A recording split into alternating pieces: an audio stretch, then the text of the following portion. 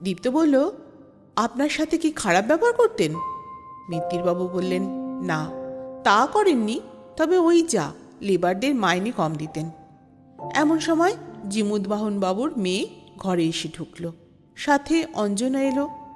দীপ্ত মিত্তিরবাবুকে বললেন, ঠিক আছে, আপনি এবার আসুন, তবে আউট অফ স্টেশন হবেন না, পরে আপনাকে দরকারে লাগতে পারে।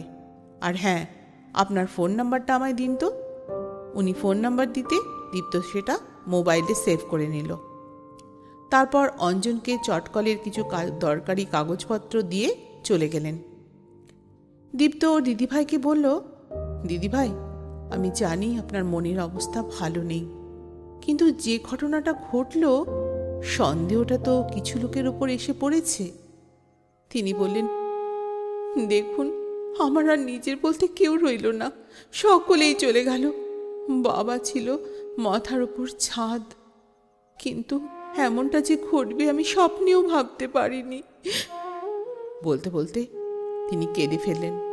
তারপর শাড়ির আঁচলটা দিয়ে চোখ মুছে বললেন, বেশ, আপনার যা জিজ্ঞাসা করার আপনি জিজ্ঞেস করতে পারেন।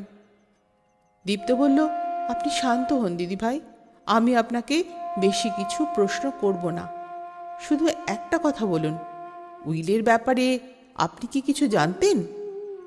তিনি বললেন, ওই উইলখানাই তো যত কিছুর মূলে। বাবাকে বারবার করে বলেছি, বাবা, আমার কিচ্ছুটি চাই না, শুধু একটা থাকার মতো ঘর দিলেই হবে। কিন্তু কিন্তু কে শোনে কার কথা? আজ দেখুন আমি কতটা অসহায় হয়ে পড়লাম। দীপ্ত বলল, আপনার কাউকে সন্দেহ হয়?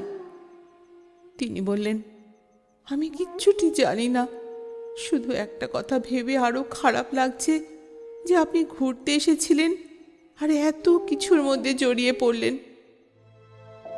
দীপ্ত নরম গলায় বলল, এভাবে বলবেন না দিদিভাই, ছুটি কাটানোটা বড় কথা নয়, এত বড় একখানা ঘটনার তদন্ত হওয়াটাই তো আসল কথা। অঞ্জন পাংশু মুখে দাঁড়িয়েছিল। দীপ্ত শুনতে পেল সদর ঘরের বাইরে দাঁড়িয়ে কারা যেন চেঁচামেচি করছে। সে এসে দেখল কৃষ্ণসাধন বাবু বাড়ির বাইরে বেরোনোর জন্য দারোয়ান রামবিলাসকে বকাবকি করছে। অঞ্জনকে দেখে বললেন, দেখ না, আমায় একবারের জন্যও বাইরে বেরোতে দিচ্ছে না।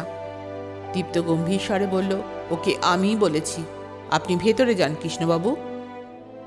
তিনি কথা বাড়ালেন না, চুপচাপ ভেতরে চলে গেলেন। দীপ্ত রামবিলাসকে বলল, ওনার উপর একটু নজর রেখো। জি বাবু, বলে রামবিলাস বাইরে গিয়ে মেন গেটটা ভালো করে বন্ধ করে দিল।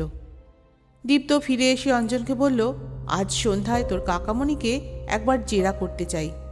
ভদ্রলোকের মতিগতি আমার ঠিক সুবিধের বলে মনে হচ্ছে না। এমন সময় শঙ্কর এসে ঘরে ঢুকে জিমুদবাহন বাবুর মেয়েকে বলল, চা জল খাবারটা এখানেই পাঠিয়ে দেব দিদিমণি? তিনি বললেন, তাই দাও, আর কাকামণির জল খাবারটা ওনার ঘরে পাঠিয়ে দাও, সকাল থেকে কিছু খায়নি। আচ্ছা, পাঠিয়ে দিচ্ছি, এই বলে শঙ্কর চলে গেল। জিমুদবাহন বাবুর মেয়েও আসছি বলে চলে গেল। দীপ্ত একটা বিষয় লক্ষ্য করল যে কৃষ্ণসাধন বাবুর ভাইপো ভাইজিরা তার খুব খেয়াল রাখেন। চট্টরাজ বাড়িতে আর কিছু না থাক, আভিজাত্য আছে, কারোর পক্ষে বাইরে থেকে ভেতরের কথা বোঝা অসম্ভব। দীপ্ত যতক্ষণ না পর্যন্ত রহস্যের মায়াজাল উন্মোচন করছে ততক্ষণ ওর বিশ্রাম নেই। এর মধ্যে অঞ্জন দীপ্তর কথায় জ্যাঠামশায়ের ঘরে 10 উইলখানা খুঁজে দেখেছে। যখন পায়নি তখন দীপ্তর ঠোঁটের কোণে হাসি ফুটে উঠেছে। সন্ধে 8টা নাগাদ দীপ্ত গল্পের বই হাতে দক্ষিণের জানলার সামনে এসে দাঁড়ালো। আকাশটা লাল হয়েছিল, হঠাৎ বৃষ্টি আসতে পারে, বেশ জোরে জোরে দমকা হাওয়া বইছে। সে জানলাটা বন্ধ করতে যাবে, এমন সময় দেখল রামবিলাসের চোখ এড়িয়ে কেউ একজন একখানা শালমুড়ি দিয়ে গেটের বাইরে বেরোলো। সঙ্গে সঙ্গে তড়িঘড়ি করে দীপ্ত ছাতাটা নিয়ে চুপিসারে অনুসরণ করতে বেরিয়ে পড়ল। বেশ খানিকটা পথ যাবার পর দীপ্ত লোকটার নাগাল পেয়ে গেল। লোকটা মাথা থেকে কোমর অবধি চাদর মুড়ি দিয়ে হেঁটে যাচ্ছে, চেনার কোনোই উপায় নেই। দীপ্ত চুপিসারে তার পিছু নিল।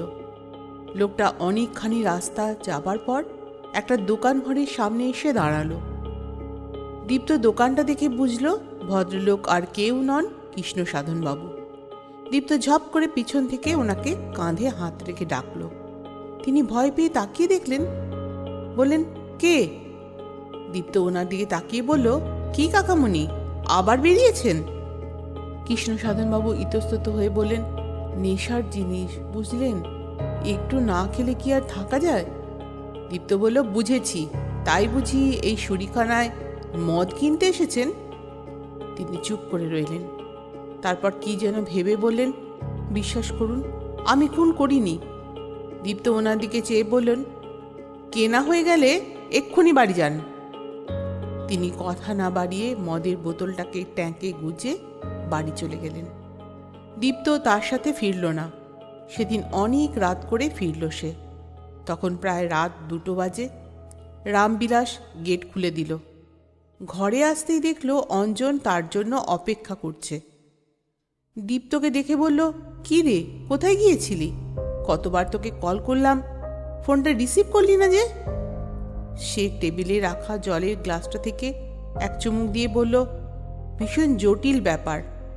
শুনে সে বলল, কিছু কিনারা হলো? দীপ্ত বলল, এত সহজ নয়, তবে কিছু ব্যাপার আন্দাজ করতে পেরেছি।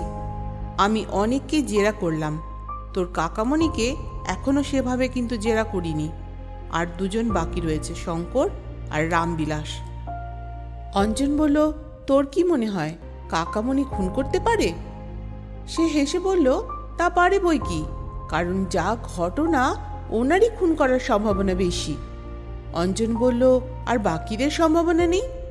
সে বলল, না আছে। কুস্তিগির 2জনের তো তোর জ্যাঠামশাইয়ের উপর হয়তো রাগ ছিল, কখনো হয়তো কিছু বলেছেন, তার জন্য তারাও খুন করতে পারে। অঞ্জন একটু চিন্তা করে বলল, তাহলে উইল চুরি? দীপ্ত বলল, সাবাস, এটাই খুনের সবচেয়ে বড় মোটিভ। তবে যে উইলটা চুরি করেছে, খুনটা যে সেই করেছে এমনটা নাও হতে পারে। অঞ্জন একটু ভেবে বলল, উইল চুরি করে সবচেয়ে বেশি কার লাভ বলতো? সে বলল, তোর কাকামণির। তারপরে একটু হেসে বলল, সন্দেহের তালিকায় কিন্তু তুইও আছিস, তবে তোর দিদি ভাই নেই। অঞ্জন বলল, আমি? দীপ্ত এবার হো হো করে হেসে উঠল। ভয় পেয়ে গেলি তো? না, চুরি বা খুন কোনোটাই তোর পক্ষে করা সম্ভব নয়। আর তাছাড়া মনে কর, যখন আলমারিটা পড়ে যায় তখন তুই আমার সাথে কথা বলছিলিস, সুতরাং তুই তালিকা থেকে বাদ। পড়ে রইল মিত্তিরবাবু, রামবিলাস, শঙ্কর আর কুস্তিগির পালোয়ান 2জন, আর কৃষ্ণসাধন চট্টরাজ। অঞ্জন বলল, তাহলে এরপর কাকে জেরা করতে চাস? সে বলল, কৃষ্ণসাধনবাবু, শঙ্কর, রামবিলাসকে। অঞ্জন বলল, দাঁড়া, তোর খাবারটা এনে দি। না থাক, বাইরে থেকে খেয়ে এসেছি। তারপর দীপ্ত একটু চিন্তা করে বলল, আচ্ছা অঞ্জন, তোর কাকামণি কি প্রায় জিমুদবাহনবাবুর টাকা চুরি করত?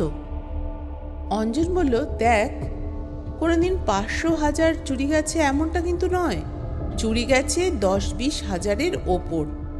কিন্তু আজ অবধি কখনো প্রমাণ হয়নি যে কাকামণি টাকাগুলি চুরি করেছে। দীপ্ত বলল, তাহলে নিশ্চয়ই খুব চালাক চতুর বলে সরিয়ে রাখত। সে বলল, আমার মনে হয় না কাকামণি চুরি করতে পারে। দীপ্ত বলল, সে তুই ওনাকে ভালোবাসিস, তাই হয়তো তোর চোখে দোষগুলো পড়ে না, তবে তোর কথাটাও একেবারে ফেলে দেওয়া যায় না কিন্তু। সে বলল, তুই কি অন্য কাউকে সন্দেহ করছিস? দীপ্ত এক মনে কি একটা চিন্তা করছিল। হঠাৎ বলল, আচ্ছা, তোর জ্যাঠামশায়ের দেরাজের চাবি কোথায় থাকতো? অঞ্জন বলল, একখানা ছোট কাঠের বাক্সে, যেটার কথা শুধু আমায় বলেছিল। বুঝলাম। এই বলে দীপ্ত 2খানা সিগারেট বের করে তার মধ্যে থেকে একখানা নিজে ধরালো, অন্যটা অঞ্জনকে দিল। অঞ্জন সিগারেটখানা ধরিয়ে বলল, আচ্ছা, বললি না তো এত রাত পর্যন্ত কোথায় ছিলিস?